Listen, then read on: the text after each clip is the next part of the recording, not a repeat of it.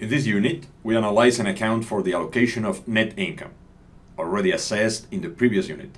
Furthermore, we will complete the balance sheet, thus concluding the exercise. Before that, let's briefly remember the previous unit.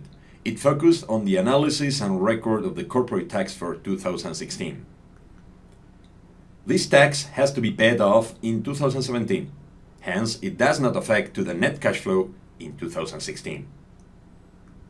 However, corporate tax is an expense. It has therefore to be recorded on the income statement for 2016. After calculating corporate tax, we can already complete the income statement.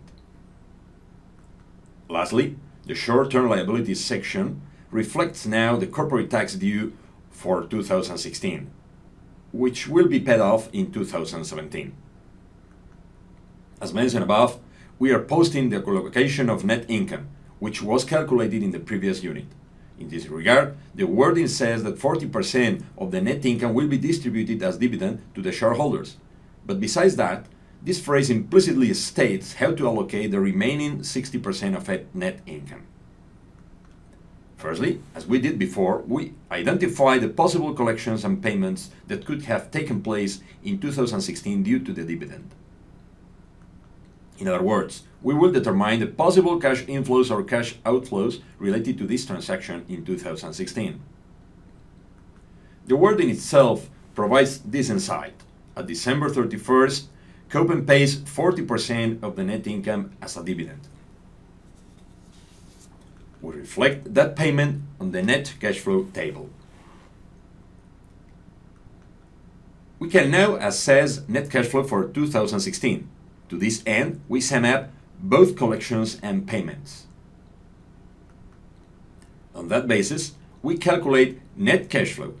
We will use this data to complete the balance sheet thereafter. We identify now the potential incomes and/or expenses accrued in 2016 regarding the dividend. A dividend will imply incomes if the company's value increases, or in other words, if Copen's wealth increases due to that transaction. On the other hand, if the company's value decreases, or in other words, if Copen's wealth decreases due to the dividend, we will be able to state that this transaction involves an expense. In this case, it's even more relevant to recall that within this context, company means the entire company shareholders unit.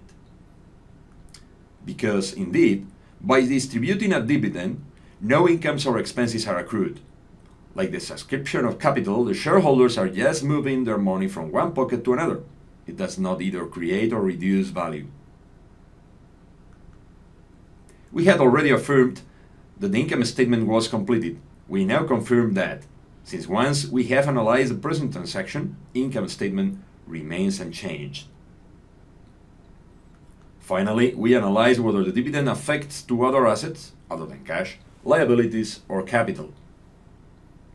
In other words, we need to assess whether the dividend may lead to variations in the belongings, the rights, the liabilities, or the capital of the company. The payment of a dividend does not increase or reduce Copen's liabilities, but it does not imply the acquisition of any asset either. However, if Copen had deferred the payment of the dividend until 2017, what would have we reflected on the balance sheet? Firstly, if we had not paid any dividend in 2016, the net cash flow would thereby have been greater. Furthermore, Copen should have recorded on the short-term liabilities section the obligation incurred to pay for a dividend. A different scenario could be as follows.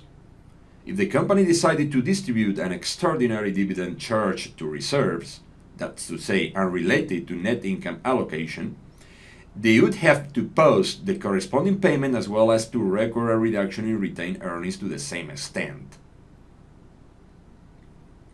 For the time being, the balance sheet remains unchanged. At this time, since we have already completed both the income statement and the cash flow table, we can conclude the balance sheet, thus finishing off the exercise. In the first unit, we said that both net income, once calculated by means of the income statement, and accumulated depreciation must be recorded on the balance sheet. Net income can be allocated to retained earnings and/or as a dividend. The wording states that 40% of net income will be distributed as a dividend, what implicitly means that the remaining 60% will be allocated to retained earnings. Retained earnings are one of the essential sources of financing for companies. Thus, it's common to allocate, at least partially, net income to them. Retained earnings comes from net income, and net income itself belongs to the shareholders. That's why retained earnings are included in the shareholders' equity section. On the other hand, we update accumulated depreciation by summing up to its initial balance, zero in this case, the depreciation expenses of the year. The last step in completing the balance sheet is to record on it the net cash flow for 2016 that we have just assessed. Net cash flow for a specific period is just the variation in the cash balance during that period, what enables us to calculate the cash balance at December 31st, 2016. According to one of the balance sheet equations, the final cash balance equals the initial cash balance, zero in this case, plus the net cash flow of the year. We can now sum up both sides of the balance sheet. And the balance sheet balances. That's to say, total assets equals total liabilities plus owner's equity. If the balance sheet did not balance, we could ensure that we got a mistake. On the other hand, the fact that the balance sheet balances is a good indicator that it is correct, but we cannot ensure that. Just a comment about the opening balance sheet, in this case the balance sheet at January 1st, 2016. It's prepared, by definition, before any transaction takes place.